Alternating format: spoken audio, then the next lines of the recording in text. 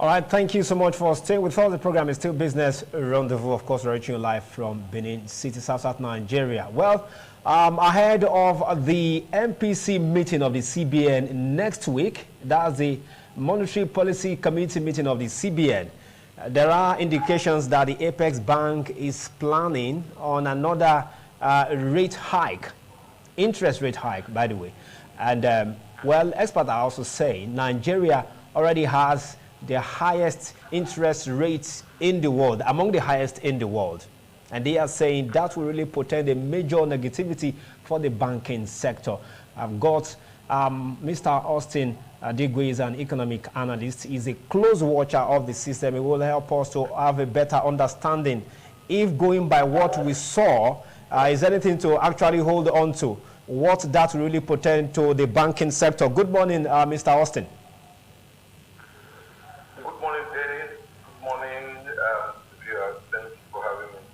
All right, thank you for joining us. I'm sure you are aware that the MPC meeting will hold next week. Yes. Okay.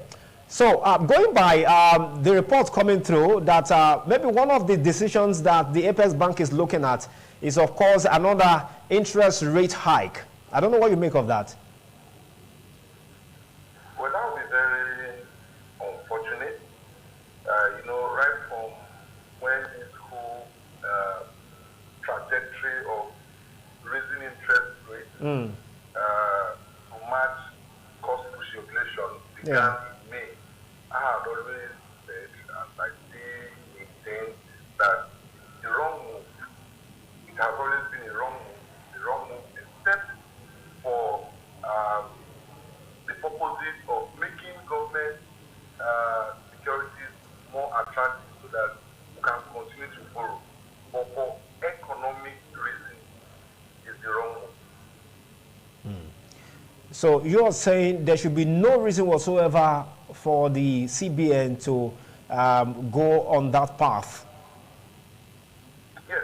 If the whole essence is fighting inflation, okay, if the essence is fighting inflation, then they are applying the wrong, they are applying the wrong policy if it is to fight inflation, because experience has shown that cost push inflation, okay, can only be fought by policies that aim at reducing production costs. Your policies should be on the supply side, all right? Okay. So it against the escalating cost of production, which of course you know, partly is also caused by the CBN. A systematic devaluation of our naira, okay, had also created a lot of hardship even for manufacturers that depend on imports for their factor inputs. So when you devalue your naira, when you devalue your currency, as a net importer, you are hurting yourself. So they created all these problems. And you also know the surging cost of energy. You can just imagine how much people are buying petrol in this country at the moment. These are all areas that government ought to look at. What is fueling this escalating cost of production? Insecurity is also there. So it's not all about just liquidity, mopping up liquidity in the system. That is never the solution. Okay. Let me just give you a short history. Okay. In May, CBN took the MPR from 11.5% to 13%. But after that time, inflation was just for 17.71. And they told us that this measure will help to curb inflation. However, in the next meeting in July, inflation has moved to 19.64. Again in July, I expected monetary authority to have realized that this path, it's not the right path, okay, to fight inflation.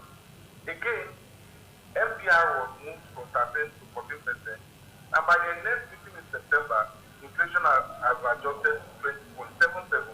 In September again, it was moved from 14 to 15. By November, inflation adjusted to 21.47. In November, it was moved from 15.5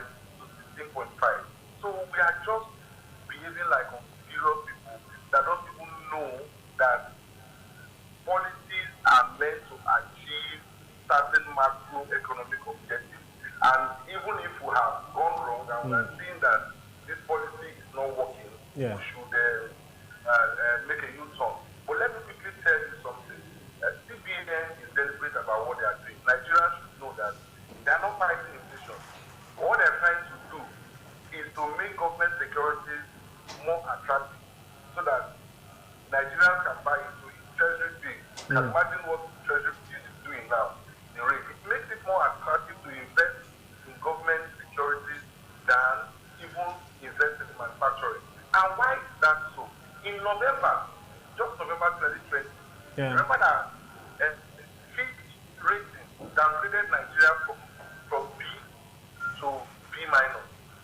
The implication is that we are just about 6 notches away from defaulting in our external obligations. That again has put our creditors on notice because we are now at par with countries like Ecuador, countries like Angola, in terms of our ability to honor our obligations. So that is not the sort of rating that the giant of Africa, the biggest oil producer in Africa, should be having. Okay, so that alone means that this federal government might not be able to borrow as much as they would have loved to. Okay, they might not be able to borrow external loans as much as they would have loved to because of all these rating down. Also, in the same 2021, World Bank governance indicators also show that Nigeria has fallen, okay, to 17.2%, and the whole rating is based on what? Weak institutional capacity that now exists in this country, uneven application of rule of law, and high level of corruption. So these things are going to change the way our foreign creditors. So government and CBN, they understand that they can now restore to domestic borrowing. And for you to restore to domestic borrowing, you must raise, okay, the returns so that it becomes more attractive to the detriment of growth, development, and Nigeria. Okay. Mr. Okay.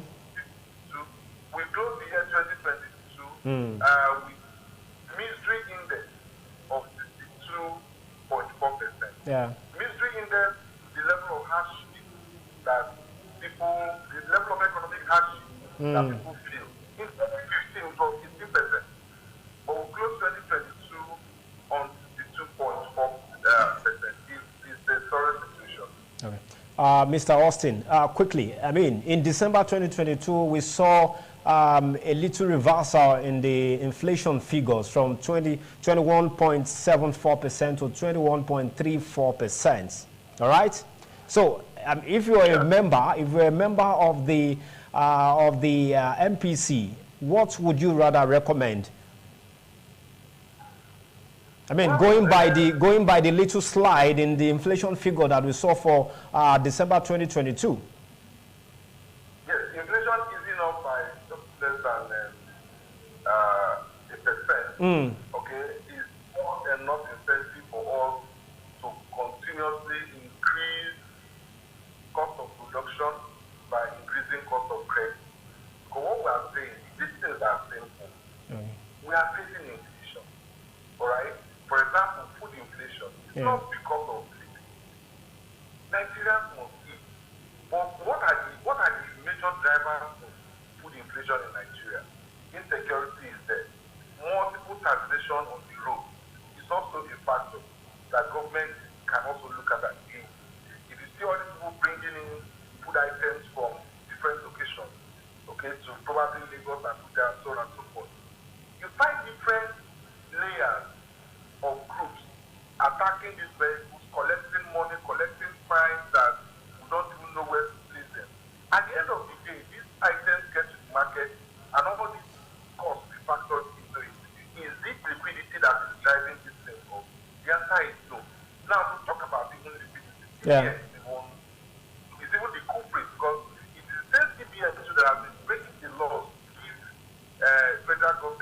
data means that now stands at 23.7 trillion. Yeah. Ordinarily, that shouldn't be. So I can't really see the liquidity that I'm opening up in this system. They should begin to ease, because when you increase the NPR, what you're simply doing is you increase the cost of borrowing. You make borrowing less attractive. Then you increase the returns on particularly fixed income investment, which is like your treasury bill. So you are simply saying, I want to move investment away from the real sector to the financial sector. Meanwhile, if you're facing inflation, you needed to support your productive base more, so that you can now begin to produce at a lower cost, have more goods and services, which consequently will begin to see us reducing prices. Now, to talk about inflation, to prove to you that Nigerian inflation is just shared mismanagement of the process, we have other OPEC nations. Let's not even go outside Africa. Within Africa, we have OPEC nations of African descent. What is the inflationary rate? Algeria has 8.4% inflation. Algeria is in Africa. What magic did they do? The windfall gain from oil prices in 2022 was, of course, maximized by all these other countries except Nigeria. Let's look at Congo. Congo's inflation rate is 8.44%. And Gabon of all nations, 5.8%. And Nigeria is celebrating inflation that is up from 21.43 to 21.34. That's laughable. We should just get zero. They don't need to continue on this trajectory. It is not the right measure to fight cost-push inflation. That's the bottom line. Okay. Mr. Austin, just before I let you, the alarm, I'm sure if you follow through, of course you must have been following through, the alarm raised by the IMF that a third of the world's population will sink into recession in 2023. I don't know how you want to react to that, what the Apex Bank can actually do, even at this their meeting, to ensure that Nigeria does not fall victim of that. Of course, what they've been doing since May is the recipe for recession. It's a recipe for economic downturn. So, if I were the position of monetary authority, I would need to look at the options available to us, right, to stimulate production, to stimulate manufacturing. And part of those options is not to increase the cost of doing business. Okay, in countries that understand how all these things run, by this time you begin to think of, as a government, you begin to think of revaluation, because it was wrong in the first place to have devalued your currency. Currency devaluation fails if you are a net exporter. So you begin to think of what revaluing your currency, so that prices of goods and services, because we still have very strong or high import elements in our manufacturing inputs, so that you see the cost of production begins to drop. In some countries, you begin to look at, healthy employers to even pay part of their wage bill. What we're just trying to do is to reduce cost of production. CBN should focus on reducing the cost of production so that prices will begin to come down. Okay, our purchasing power parity has been messed up. All right, but if they continue on the path they have stayed on since May, Nigeria will hit recession even before the projection of World Bank. So they should ease up. In any case, the fiscal authority say deficit financing. That is expansionary policy. It's one big. The biggest problem we also have in big country is that there is no congress, there is no unity between fiscal policy and monetary policy. We want to begin to see that commonality. We want to begin to see that consonance between the monetary policy and the fiscal policy. Mr. Austin,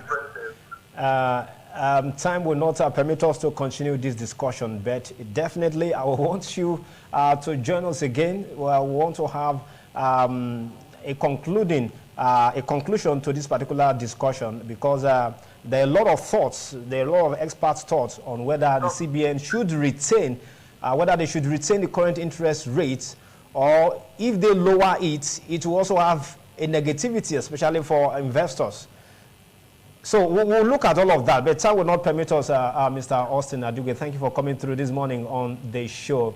All right, that was Mr. Austin joining us via Zoom all the way from Lagos, helping us to look at the implication if the CBN actually go ahead to increase the interest rate ahead of their MPC meeting that will be coming through next week. All right, let's take a break here. We're back on the other side to conclude the program this morning. Stay with us.